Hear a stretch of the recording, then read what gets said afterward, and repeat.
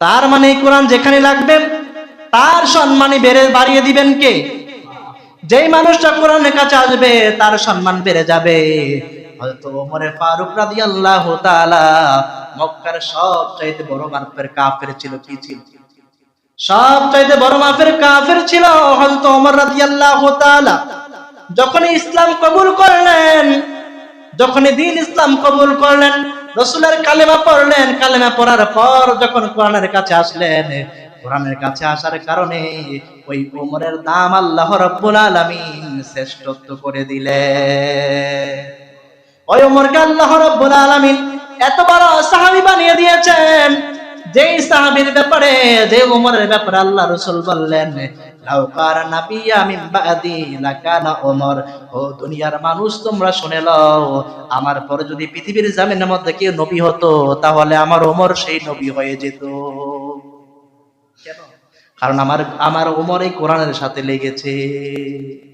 আবার আল্লাহর হাবিব সাল্লাল্লাহু আলাইহি সাল্লাম বললেন, ও জগতের মানুষ, এই পবিত্র কোরআনুল কারীম থেকে কেউ যদি তোমরা একটা অক্ষর তেলাওয়াত করো, একটা অক্ষর তেলাওয়াত করলে আমি আল্লাহ রাব্বুল আলামিন তার আমলনামার মধ্যে 10টা নেকি লিখে দিব। কয়টা? আমি আল্লাহ রাব্বুল আলামিন 10টা নেকি লিখে দিব। আবার আল্লাহ রাব্বুল আলামিন বলেন, এই কিতাবের এক একটা আয়াত যদি দুনিয়ার বুকে কেউ তেলাওয়াত করে, রব্বুল আলামিন জান্নাতের মধ্যে তার বিল্ডিংটারে তত উঁচা করে দিবে। মান ক্বারা হারফাম মিন কিতাবিল্লাহি ফালাহু বিহি হাসানাহ। আল্লাহর কিতাব তোমরা পড়ো, আল্লাহর কিতাব যে তেলাওয়াত করবে, ওয়াল হাসানাতু বিআশরি আমসালিহা।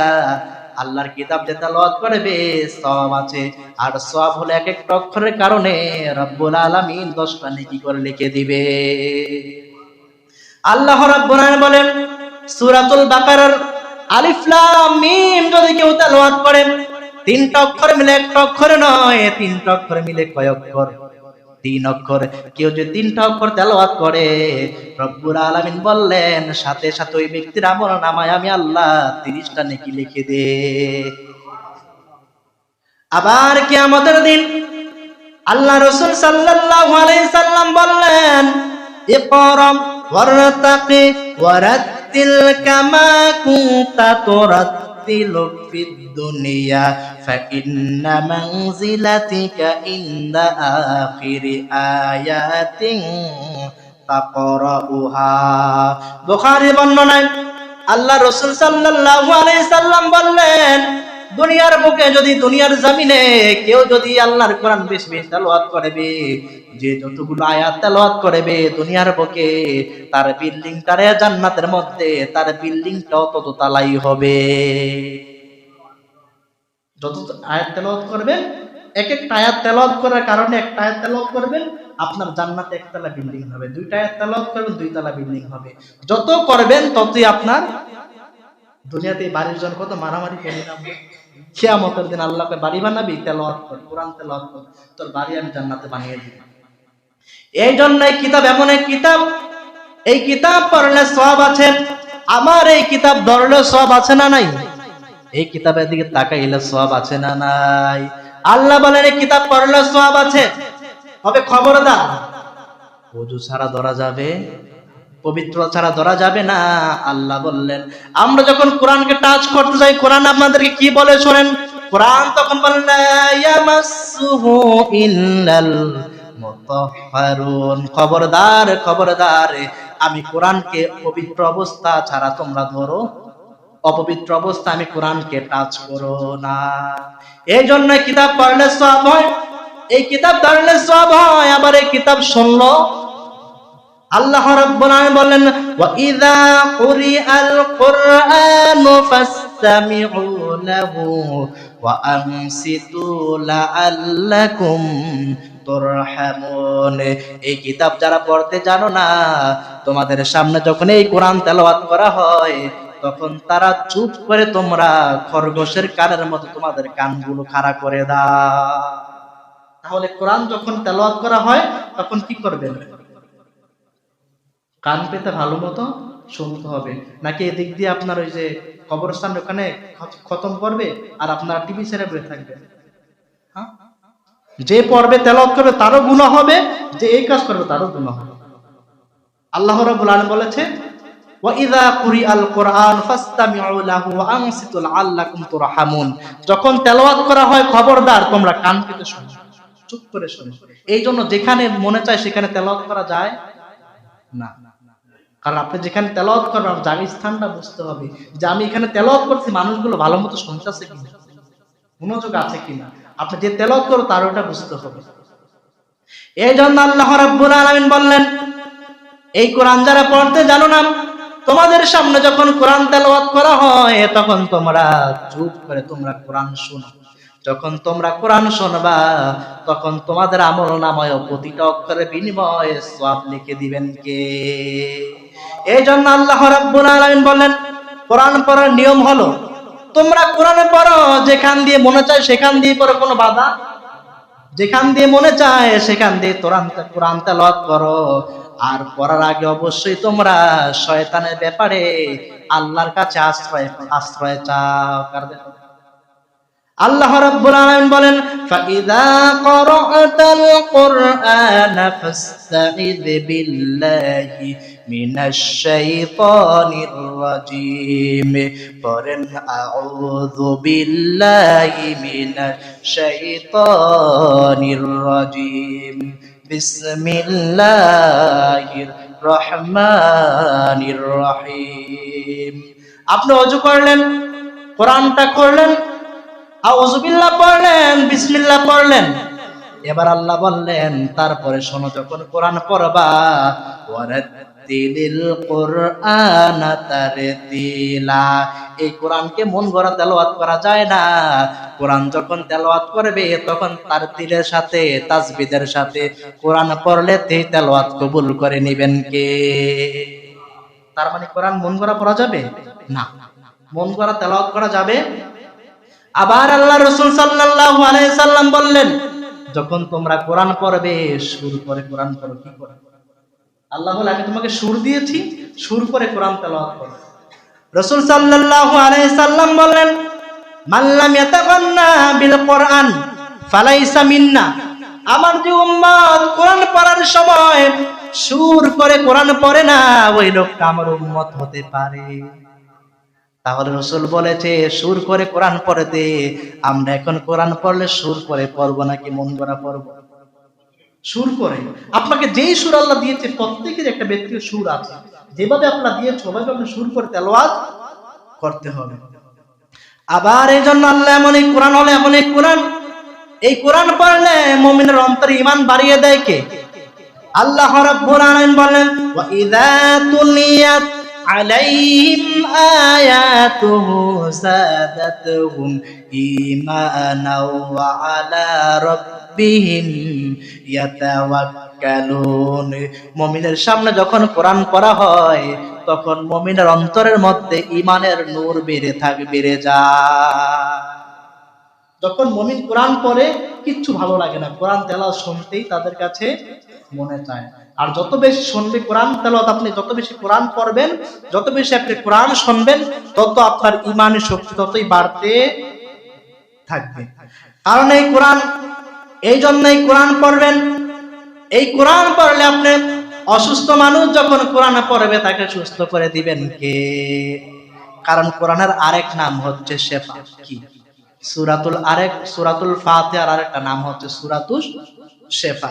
একবার আল্লাহর হাবিব সাল্লাল্লাহু আলাইহি সাল্লাম বললেন, ও পৃথিবীর মানুষ, তোমরা তোমাদের অসুস্থতা হলে তোমরা এইটা করো ওইটা করো। আর আমি নবী যখন অসুস্থ হতাম তখন আমি রাসূল ঝাড়ফুঁক করতাম। কি করতেন? রাসূল ঝাড়ফুঁক করতেন। একবার আল্লাহর হাবিব সাল্লাল্লাহু আলাইহি সাল্লামের আঙ্গুল মোবারকের মধ্যে বল্লা পোকা কামড় দিয়েছে। আল্লাহর হাবিব সাল্লাল্লাহু আলাইহি সাল্লাম যখনই বল্লা পোকা কামড় দিয়েছে, আল্লাহ রাসূল আম্মা জান আয়েশাকে বলল, ও আয়েশা, তুমি লবণের পানি গরম করো। কিসের পানি? লবণের পানি গরম করে আমার আঙ্গুলের মধ্যে ঢালো। আম্মা জান আয়েশা আঙ্গুলের মধ্যে লবণের পানি গরম করে ঢালতেছে, আর আমার রাসূল সূরাতুল ফাতিহা তেলাওয়াত করতেছে, আলহামদুলিল্লাহি রাব্বিল আলামিন আর রহমানির রহিম মালিকি ইয়াউমিদ্দিন ইয়াকা না'বুদু ওয়া ইয়াকা নাস্তাঈন ইহদিনাস সিরাতাল মুস্তাকিম সিরাতাল লাযীনা আন'আমতা আলাইহিম গায়রিল মাগদুবি আলাইহিম ওয়ালাদ-দাল্লিন। আম্মা জান আয়েশা রাদিয়াল্লাহু তাআলা লবণের পানি গরম করে রাসূল আঙ্গুলের মধ্যে ঢাললেন। আল্লাহ রাসূল সূরাতুল ফাতিহা তেলাওয়াত করে ফু দিলেন। রাসূলের সূরাতুল ফাতিহা তেলাওয়াত শেষ, আম্মা জানের লবণের পানি ঢালাও শেষ। উভয়টার সমন্বয়ে আল্লাহ রাসূল সাল্লাল্লাহু আলাইহি সাল্লামের আঙ্গুলের ব্যথাও সাথে সাথে শেষ। আম্মা জান আয়েশা বলল, ইয়া রাসূলুল্লাহ, ইয়া হাবিবাল্লাহ, আপনি নবী মানুষ। নবীজি, আপনি নবী মানুষ, আপনি তো ফু দিলেই ভালো হয়ে যায়, আমি আয়েশারে কষ্ট দিলেন কেন? আল্লাহ রাসূল বলল, আয়েশা, লবণের পানি দিয়ে চিকিৎসা হয় আর সূরাতুল ফাতিহা দিয়ে জারফুক হয়, উভয়টার সমন্বয়ে রোগ ভালো হয়ে যায়। এই জন্য আল্লাহ রাব্বুল আলামিন বললেন, কোন আরেকটা নাম হলো শিফা। রব্বুল আলামিন বলেন, নুনাজ্জিলু মিনাল কুরআনি মা হুয়া শিফাউ ওয়া রাহমাতুল লিল মুমিনিনা ওয়া লা ইয়াজিদুজ জালিমিনা ইল্লা খাসারা। ও নবী, কোরআনকে আমি আল্লাহ রাব্বুল আলামিন আপনার উম্মতের জন্য শিফা হিসেবে নাযিল করেছি।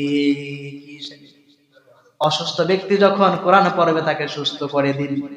আবার এই কোরআন যখন কোন মুমূর্ষু ব্যক্তির সামনে যে যদি সূরাতুল ইয়াসিন তেলাওয়াত করে, আল্লাহ রাব্বুল আলামিন ওই ব্যক্তিটার মৃত্যুর যন্ত্রণা কমিয়ে দিবে। কি করবে? তাহলে এই কোরআন হলো সব রোগের। আবার আপনি যদি বিপদে পড়ে যান, মুসিবতে পড়ে যান, তখন কোরআন পড়বেন। আল্লাহ রাব্বুল আলামিন বললেন, ও দুনিয়ার মানুষ, তোমরা শুনে নাও, যখন তোমরা কঠিন বিপদে পড়ে যাও, মায়ের ডাইকো না, আব্বারে ডাইকো না, তখন তোমরা কোরআন পড়বা। কোরআন পড়লে আমি রব্বুল আলামিন তোমারে বিপদ থেকে উদ্ধার করে দিব। আল্লাহর হাবিব সাল্লাল্লাহু আলাইহি সাল্লামের উপরে যখন সূরাতুল লাহাব, تبت يدا أبي لهب وتب ما أغنى عنه ماله وما كسب سيصلى نارا ذات لهب وامرأته حمالة الحطب في جيدها حبل من مسد। রাসূলের উপরে যখন সূরাতুল লাহাব নাজিল হলো, এই সূরাতুল লাহাবের অর্থ হলো তাব্বাত ইয়াদা আবি লাহাবি ওয়া তাব, ধ্বংস হোক আবু লাহাবের দুই হাত। কয় হাত? আবু লাহাবের দুই হাত ধ্বংস হয়ে যাবে। আয়াত অর্থ হচ্ছে, এই সূরা যখন নাজিল হলো, আবু লাহাবের স্ত্রী উম্মে জামিল, নবীজির চাচী উম্মে জামিল কয়, মুহাম্মাদের কত বড় সাহস, মুহাম্মদ আমার স্বামীর বিরুদ্ধে আয়াত বানায়, আজকে মুহাম্মাদের যেখানেই পাবো মুহাম্মাদের লাঠি পিটা করব, আজকে মুহাম্মদ যা ছাড়াছাড়ি। আল্লাহর হাবিব সাল্লাল্লাহু আলাইহি সাল্লাম তার সফর সঙ্গী আবু বকরকে নিয়ে মক্কার মক্কা কাবা ঘরের পাশেই বসে আছে। এমনি সময় আবু বকর দেখে উম্মে জামিল লাঠি নিয়ে মুহাম্মদকে পিটানোর জন্য আসতেছে। হযরত ওমর আবু বকর বলেন, ও নবী, ওই যে দেখেন আপনার চাচী উম্মে জামিল আপনার লাঠি পিটা করার জন্য আসছেন। ও নবীজি, আপনি এখান থেকে পালিয়ে যান, আপনাকে হাজার হাজার মানুষের সামনে আপনার অপমানি করবে। ও নবী, আপনি এখান থেকে পালিয়ে যান। নবী বলল, আবু বকর, তুমি চিন্তা করো না, তুমি এখানে বসেই থাকো, সে আমাকে কিছু করতে পারবে। আল্লাহর হাবিব সাল্লাল্লাহু আলাইহি সাল্লাম যখন দেখলেন উম্মে জামিল লাঠি নিয়ে আসতেছে, আল্লাহর হাবিব সাল্লাল্লাহু আলাইহি সাল্লাম তখন সূরাতুল ইয়াসিন তেলাওয়াত করা শুরু করে দিয়েছেন। ইয়াসিন ওয়াল কুরআনিল হাকীম ইন্নাকা লামিনাল মুরসালিন আলা সিরাতিম মুস্তাকিম। আল্লাহ রাসূল যখন এই আয়াতটা তেলাওয়াত করলেন, এবার আবু বকরের পাশে এসে উম্মে জামিল কয়, আইনা মুহাম্মদ? আবু বকর, মুহাম্মদ কই? মুহাম্মদ পাশে আছে না নাই? আবু বকর মুহাম্মদ কোথায়? আল্লাহ রাসূল রে আবু বকর আল্লাহ রাসূল রে গালিগালাজ করতে করতে উম্মে জামিল আল্লাহ রাসূলের গালিগালাজ করছে, কিন্তু আমার রাসূল সাল্লাল্লাহু আলাইহি সাল্লাম সামনেই বসে আছে। তাৎক্ষণিকের জন্য উম্মে জামিলের চক্ষুটাকে অন্ধ করে দিয়েছেন কে? আল্লাহর এই জন্য বললেন, আল্লাহ বলেন ওয়া ইযা ক্বারাআতাল কুরআনা জাআলনা বাইনাকা ওয়া বাইনাল্লাযীনা লা ইউমিনুনা বিল আখিরাতি হাজাবাম মাসতুরা। আল্লাহ বলেন, ও নবী, আপনি যখন বিপদে পড়ে যান তখন আপনি কোরআন পড়বেন, কোরআন পড়লে আপনারে আমি বিপদ থেকে উদ্ধার করে দিব। এখন ওই কোরআন আছে না নাই? এই জন্য এই আপনারা যখন বিপদে পড়ে যাবেন সূরাতুল ইয়াসিন তেলাওয়াত করবেন, শুরু থেকে 9 আয়াত পর্যন্ত। হুজুর 9 আয়াত তো সম্ভব না আমার পক্ষে, তাহলে ওয়াজআলনা মিন বাইনি আইদিহিম সাদ্দা ওয়া মিন খালফিহিম সাদ্দান ফাগশাইনাহুম ফাহুম লা ইউবসিরুন। রাসূল বলেছে, কেউ যদি এই আয়াতটা তেলাওয়াত করে, যত কঠিন বিপদই হোক না কেন, আল্লাহ রাব্বুল আলামিন তাকে এই বিপদ থেকে ফেরেশতার মাধ্যমে তাকে বিপদ থেকে উদ্ধার করে দিবে। আল্লাহ রাব্বুল আলামিন